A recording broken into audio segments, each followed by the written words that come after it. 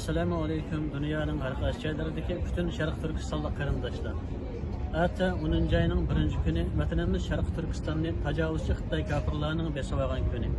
Ata bütün dünyadagi Şarkı Türkistanlı qarindoshlarni namoyish qilishga chaqiriq qilaman.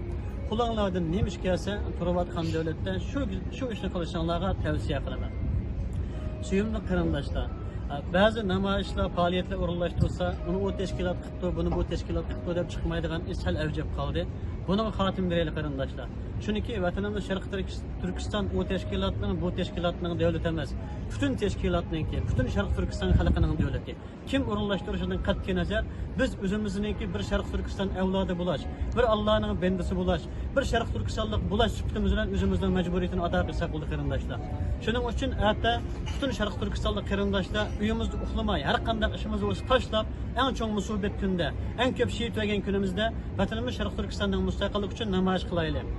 Evet, qo'llarda bayroq ko'targan qarindoshlar, Alloh xolasa, pat fursatdan keyin bir qo'lda bayroq, bir qo'lda qurol ko'tarib, inshaalloh vatanimiz Sharq Turkistonni mustaqil qiladi.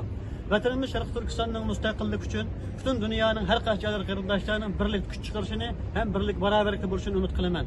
Ham bu namoyish qatnashmagan, qarigan, yashangan ojiz qarindoshlarimiz bo'lsa, duosi bilan bo'lsa-mu, vatanimiz Sharq Turkistonning mustaqillik uchun